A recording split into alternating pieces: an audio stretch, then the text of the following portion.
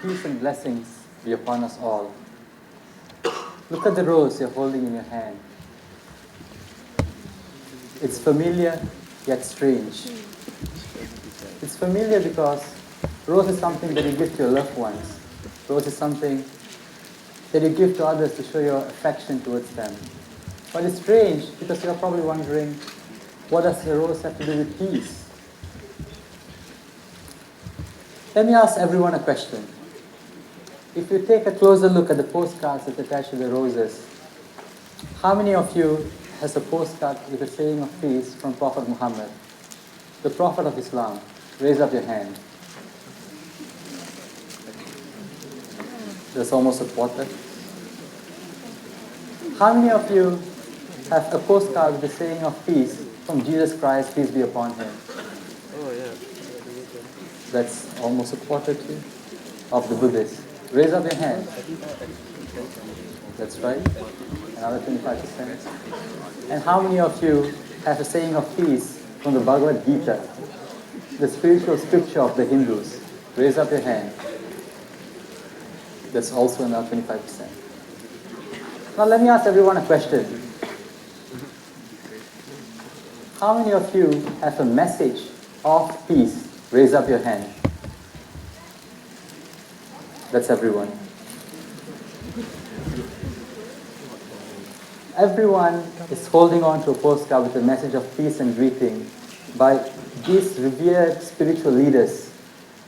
And these spiritual leaders in all major religion preaches the message of peace that has been echoed through our generation and through billions of their followers across time.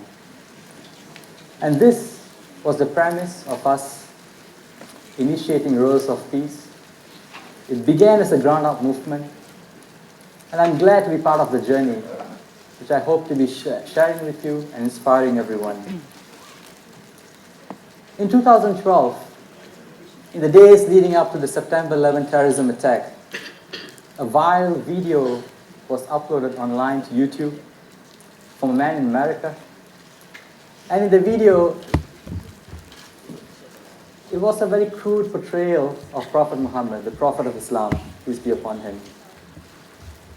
And that inflamed the emotions of 1.8 billion Muslims across the world, drawing condemnation from leaders all over the world. And to add insult to injury,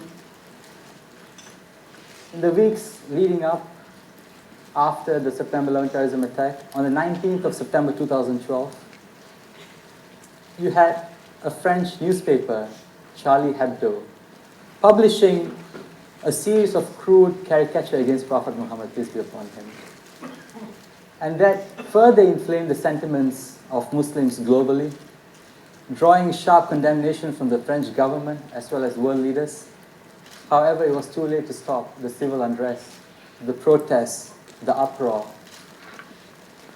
as it hurt the sentiments of Muslims and non-Muslims.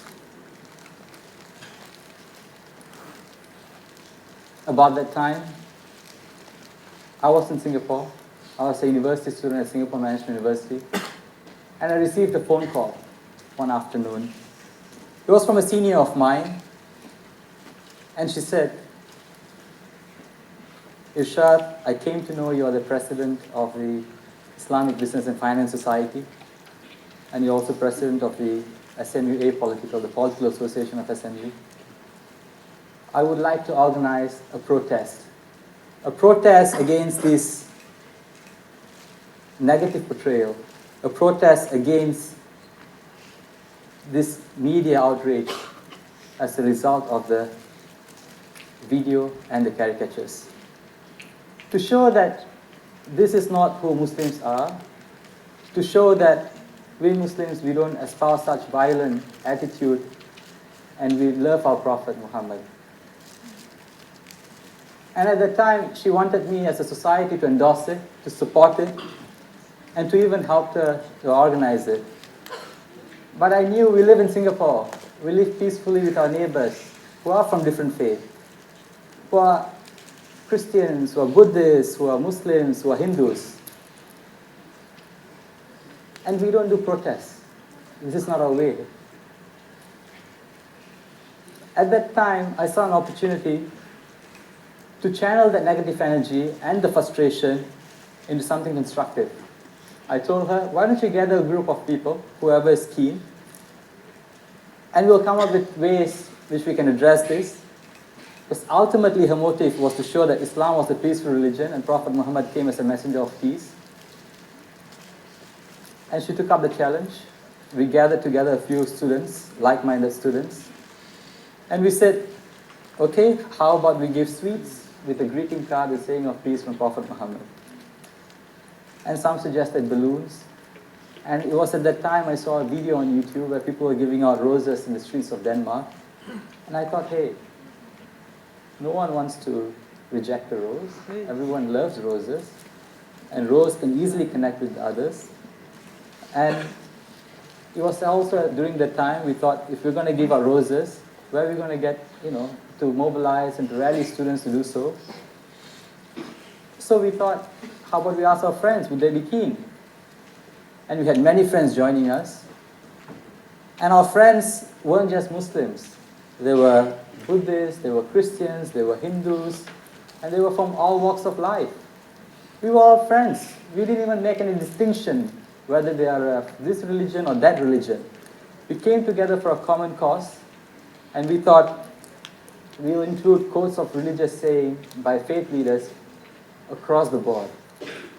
And we thought that will send a powerful message to people that religion is a unifier, because all religion preaches peace, to love one another, and to live in unity and harmony. So that was the message that we wanted to send to the public.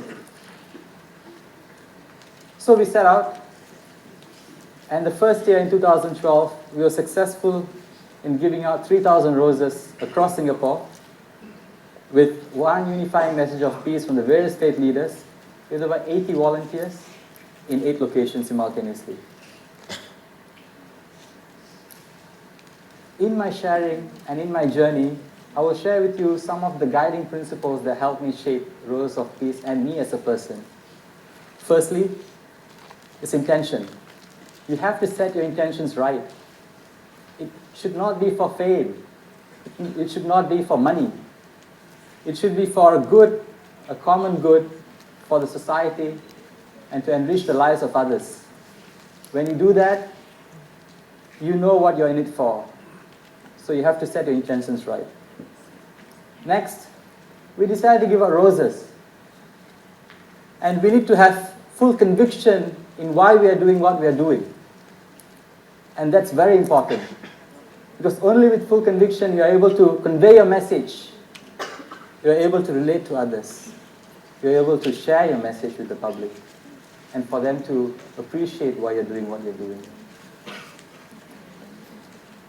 And like what we did, just do it.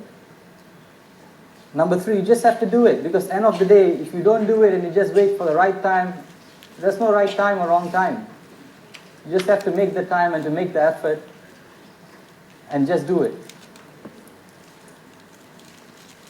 Along the way, we face many setbacks. That's number 4.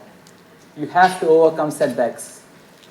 You will face setbacks from your volunteers, you will face setbacks from people who you're reaching out to, because they're not exposed to what you're doing. And you have to convey the message. So you have to face the setbacks and overcome them. And that's when you grow stronger as a person. And that's also when you realize that what you're standing for is on truth. Because this resistance makes you harder and make you be innovative and to be on your toes. And you shouldn't take setbacks as something negative. In fact, you should take it in your stride and achieve overcoming it. When we did Roses of Peace, after the first year, we had volunteers who volunteered with us. What we didn't expect was these volunteers to say after the event, when are we going to do next? We thought it's just going to be a one-off event. We will, mobilize people. We will give out roses with greeting our saying of peace, and to share the message of peace of the different faith leaders to the public. But what we didn't expect was the aftermath of it, where people said, the volunteers themselves said, we want you to do it again, because they believe in it. The smile that it brings to people when you hand a rose to someone in the public and share with them that every religion preaches peace is something that even money can never buy. That expression of joy, the expression of hope that you see in their eyes is something that struck deeply with all our volunteers. And you'll be surprised. Over the years, Roses of Peace has grown. We did it again in 2014 with 5,000 roses. Following year, 7,000 roses for the next 2 years. And just last year, 2017, we gave out 10,000 roses in 20 locations across Singapore with 300 volunteers. And the volunteers are not different from any one of you guys. They are from all walks of life, all faith backgrounds, and they come for one cause, that is to spread peace, love, and harmony. And this is something we should not take for granted, especially in Singapore, which is the most diverse, religiously diverse country in the world. We should be thankful to our forefathers who have built this harmony, and we as youth should take effort to preserve and to guard it for the generations to come. And if you think about it, in overcoming all the setbacks and in doing all the activities that we do, end of the day, you just have to have faith. Faith in the people with you, faith in the people around you, so that keeps you going. And eventually, when we did what we did, it restored the faith in humanity.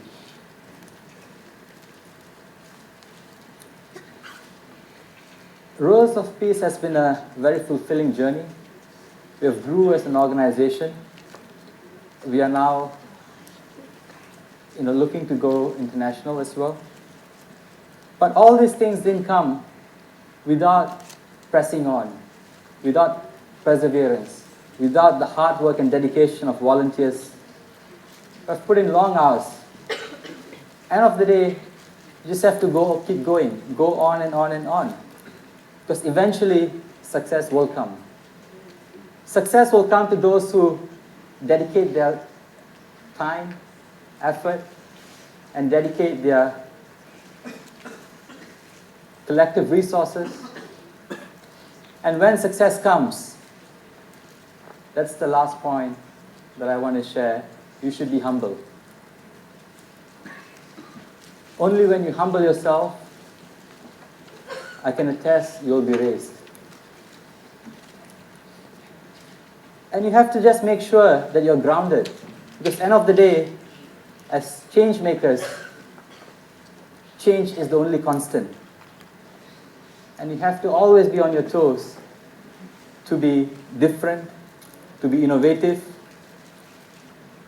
and to see how you can engage people and further your cause and to share the message. I just want to leave you with